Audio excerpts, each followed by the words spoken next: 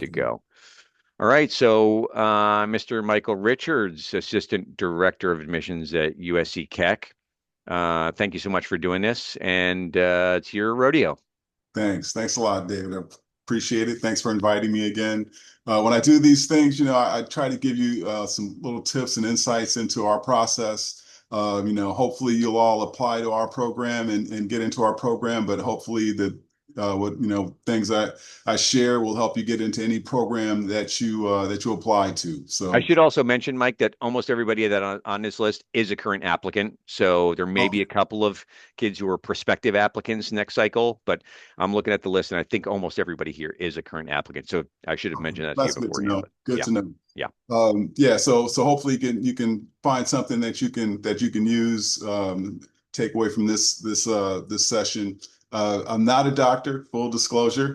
I'm an administrator in the admissions office. I coordinate the admissions committee and the evaluation and recruitment committee. They do the interviews of our applicants, but I don't vote or anything like that on any of the committees. I just coordinate them.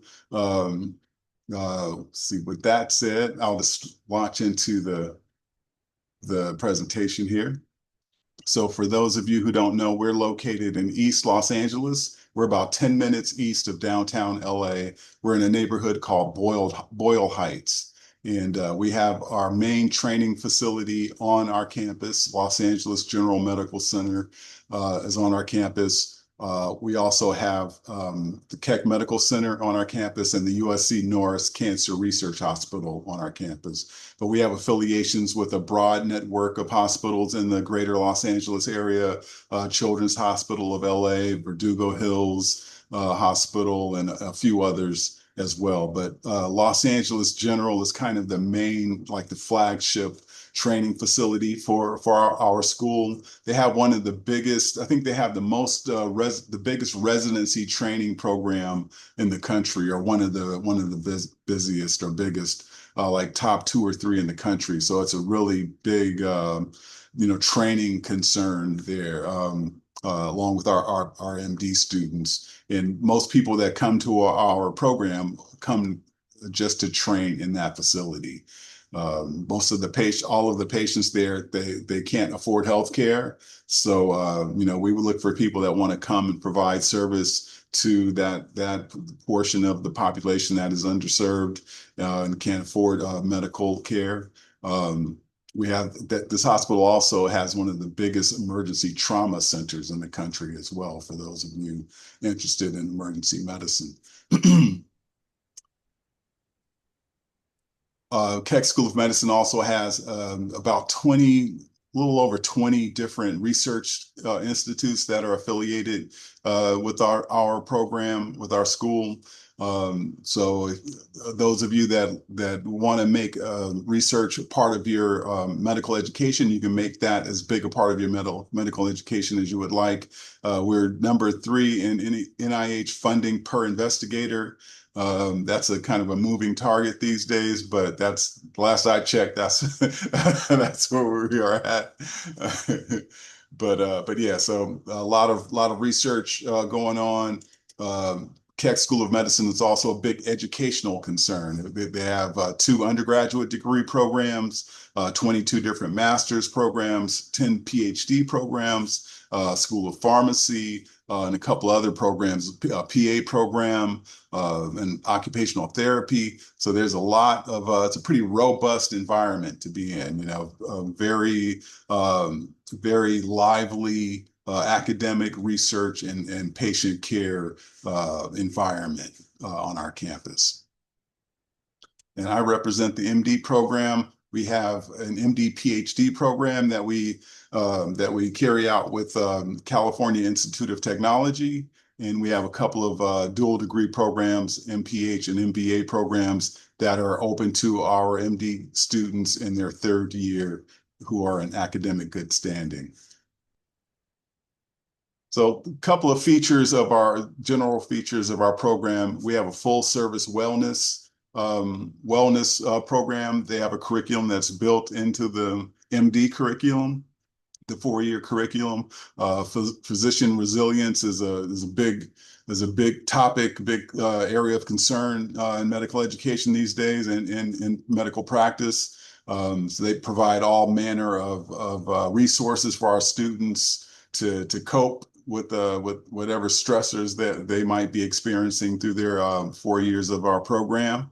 We have learning and enhancement and academic development unit that's ran by two PhDs in the sciences. They offer peer-led tutoring programs, academic counseling. They provide all kind of resources for our students. I think a big myth about medical school is that you're brought into the program and you know it's either sink or swim. You have to make it to the other side of the pool on your own, but that could not be further from the truth. They provide every available resource to help you thrive in the environment, the medical, academic medical environment. So you are not left alone to your own devices when you enter medical school. We have over 80 different student interest groups, many affinity groups, as well as like social justice advocacy groups. All of the medical subspecialties have representation in our student interest groups. They set their own like health education agendas, community engagement agendas under the tutelage or mentorship of a faculty physician. They are all tied in. All of the affinity groups are tied into our Office of Cultural Affairs and Student Engagement, formerly Office of Diversity and Inclusion. So they're kind of that office is kind of a hub of activity or interaction amongst our students, faculty, and staff as well.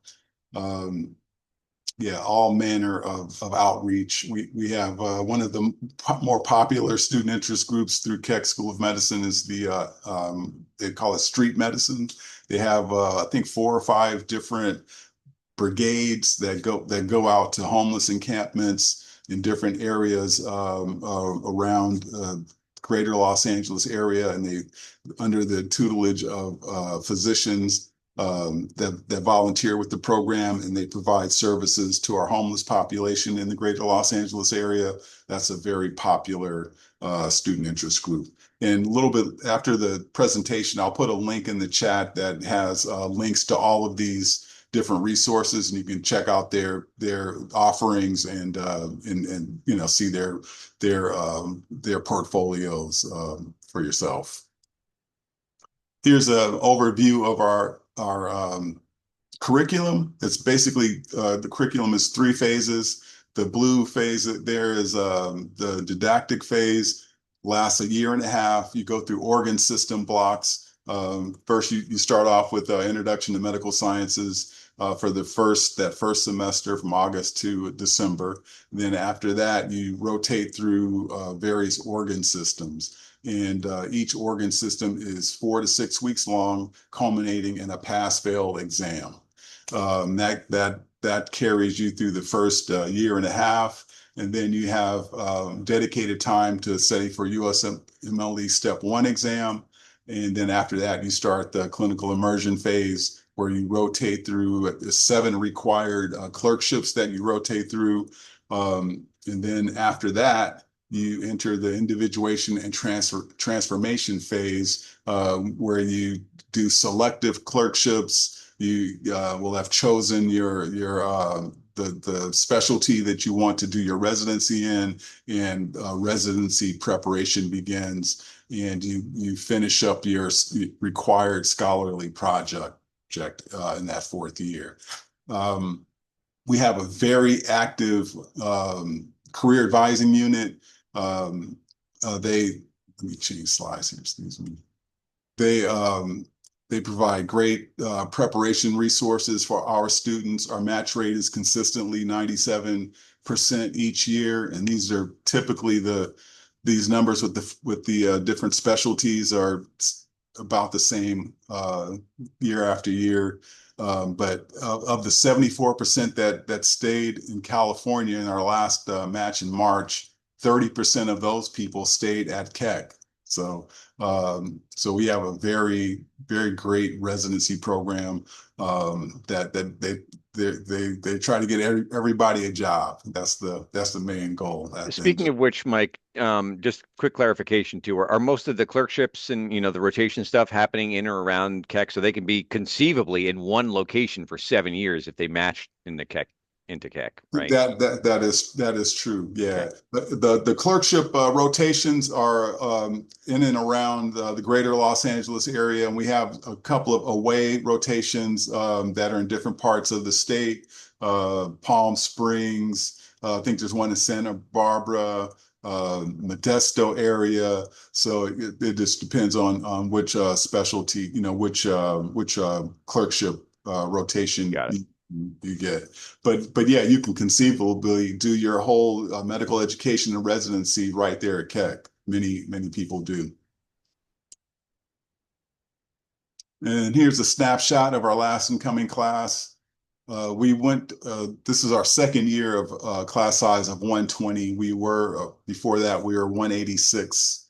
We went down to 120 and see a couple of our stats there. Median MCAT 518. That's pretty much around the median every year. The range I would say is 506 through 525 on that.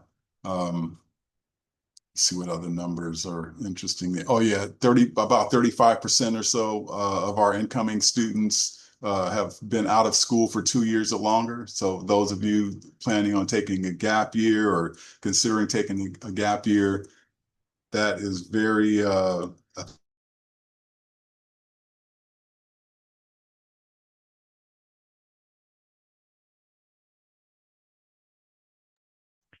Hey, Mike, you something dropped out with your audio. I'm not sure. I'm not hearing you right now.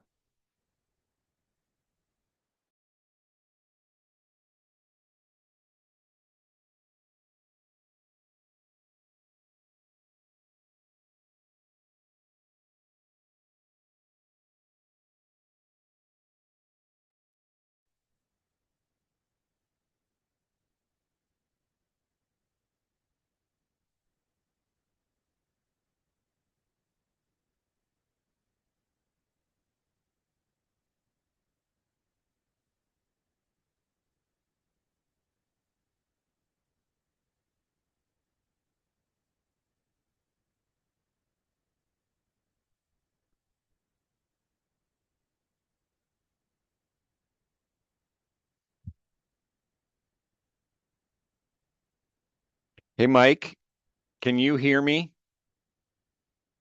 Your audio's dropped out.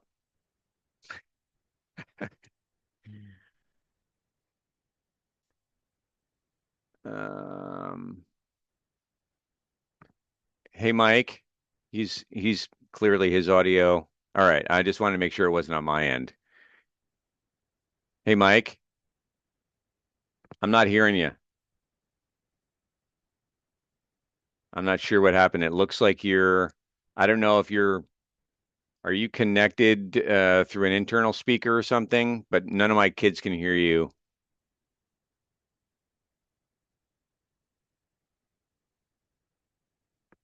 This is one of the perils of Zoom. I see you've got your audio is up, but it's been somehow disconnected and I'm not seeing anything.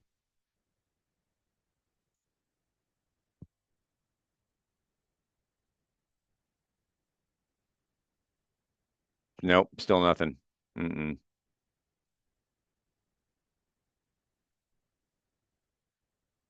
Are you connected to Bluetooth?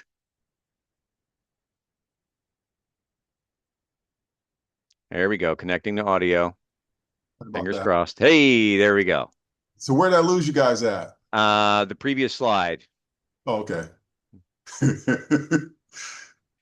Hang on just a second. Let me. I wasn't sure if it was me, but then some kids chimed in that your audio had dropped out. I don't know what happened there, but Okay. All right. Let me get back to the slide here. Sorry about that. Yeah, call came in and I clicked the button and ah, okay. All right. My apologies. Well, listen, it's always my worst fear as the MC of these things that I've done something on my end that I fat fingered something and yeah. But this actually, when I was at the slide, I was chiming in. I wanted to ask you something, Uh-huh. really just to bring it to the attention of my students and perhaps those who are prospective applicants, future, MD aspirants. When I look at that bottom left, BA versus BS, it's a misconception that you need to have a BS in order to be a competitive candidate for med school. A third of your, incoming M1s are BA degree holders. Berkeley, by Yeah. the way, doesn't even confer a BS in biology. For Hmm. for the record, I haven't told that to everybody, but you can only earn at UCB a BA in bio. So, um, if you're watching this and recording, or if you're on this call and a prospective applicant and or worried about the BA track, you're going to be fine.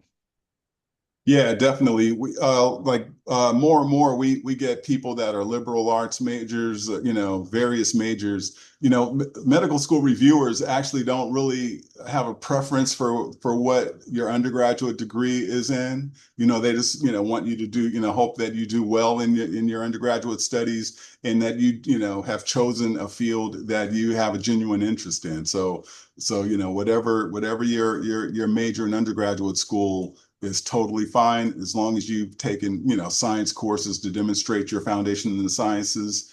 Totally fine.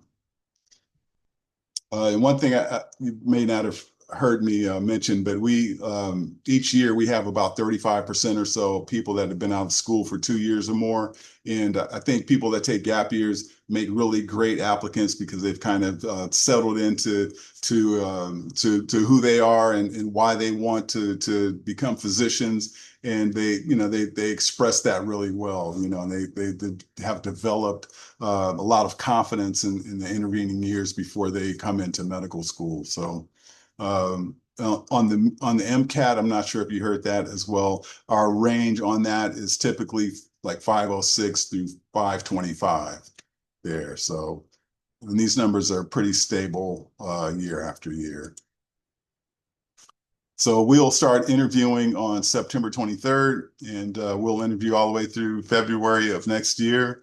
And it's a very busy process. One of the things I've noticed this cycle is that a lot of people have done things like pasted the wrong response in their secondary application, and they want to append something, and we don't really alter the application once people submit. So, be very, very careful about, when you None of my gauchos. So I'm just going to say, none of my gauchos did that, Mike.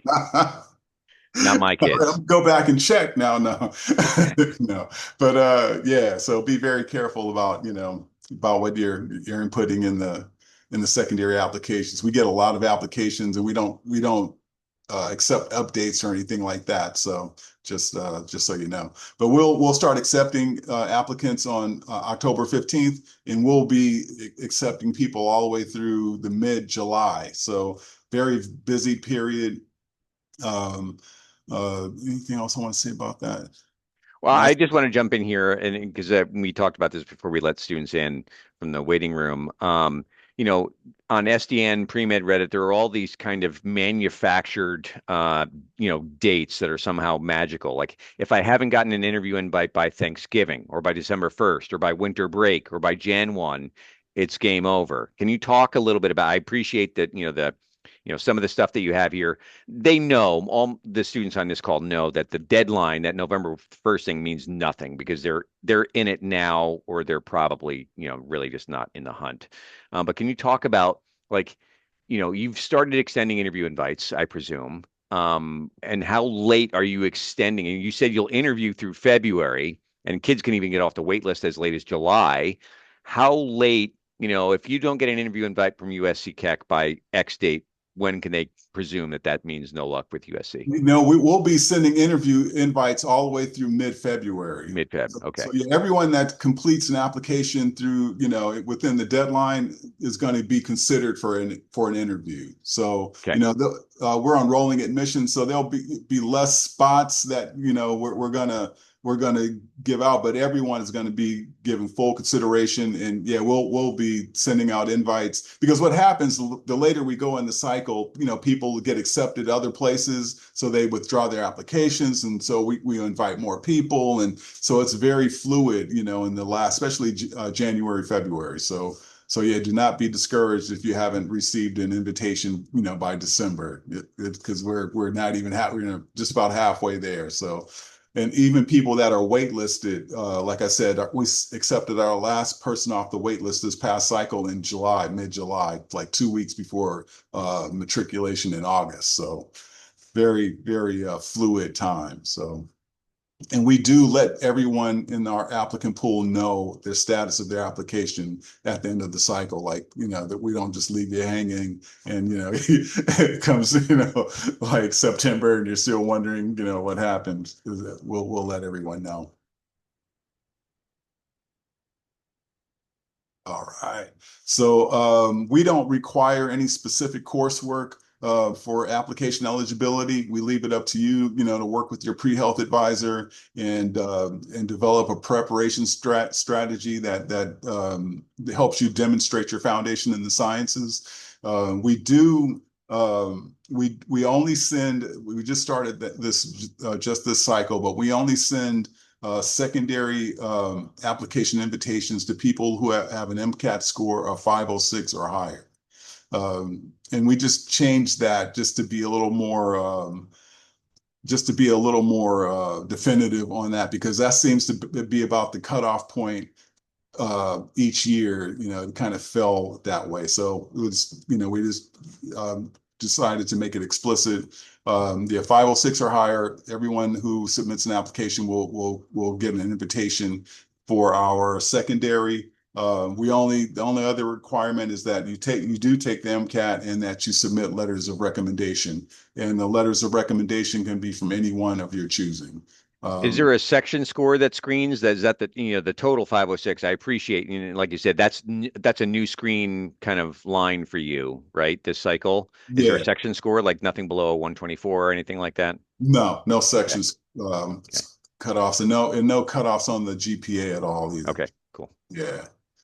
Um, we only recommend Spanish and statistics because our patient population at LA General is mostly Spanish speaking. So if you come in with any Spanish speaking skills at all, it's very helpful for you and for the patients that you'll be working with when you come into medical school. But we don't evaluate for that in the application. So just so you know that.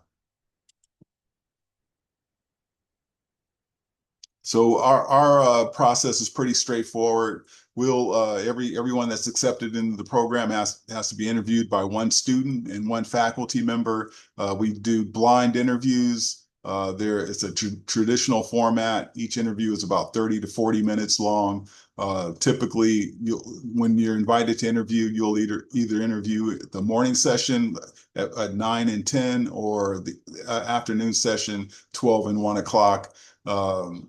We typically interview about 3 days each week throughout the cycle, and we interview about 20 people each day. So pretty robust interview schedule. And what happens is our interviewers interview you 30, 40 minutes. They submit an evaluation. They don't know anything about you other than what you discuss in the interview. Then they'll submit an evaluation, and then we have 6 different subcommittees, admission committee subcommittees, and each one is composed of 3 faculty and 1 student, and they decide whether or not to admit you or waitlist you or not admit you. And that usually takes about 4 to 6 weeks after you interview. And here are the list of core competencies. I'm sure you've seen on the AAMC website. They have full descriptions of those items there on their site.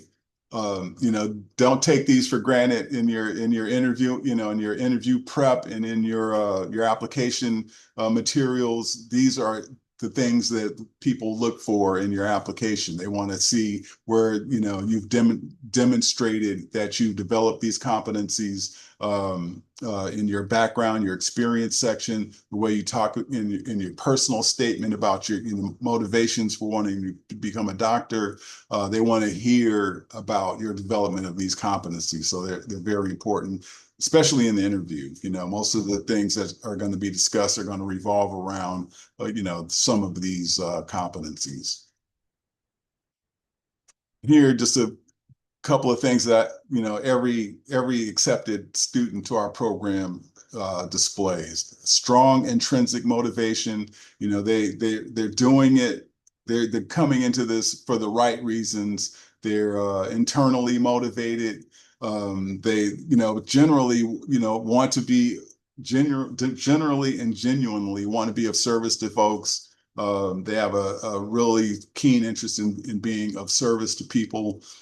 They have meaningful extracurricular activities. It looks like the activities that they've done in their experience section, some of those activities they'd probably be doing even if they weren't coming to medical school. They're not just checking the boxes. These activities mean something to them.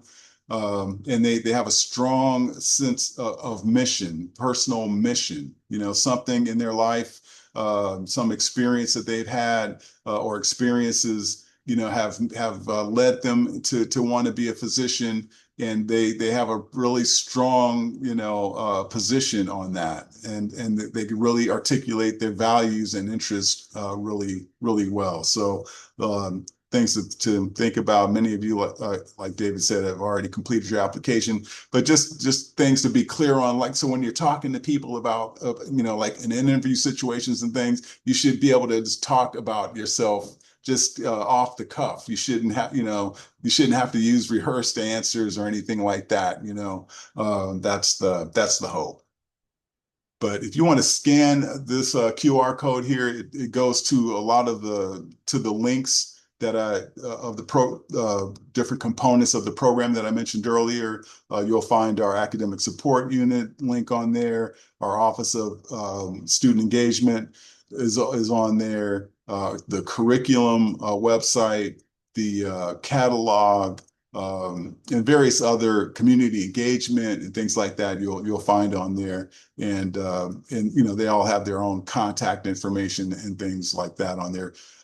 So yeah, feel free to scan that. We don't track you or anything like that. And with that, I'll stop sharing and open it up for So questions. before my students jump in here, Mike, one question that I have that you briefly touched on, and I'd like for students to be able to hear this if they're not able to join us today, but update letters or letters of intent or anything like that, don't bother with y'all. Is that the kind of party line, or is there any? Can you talk a little bit about that?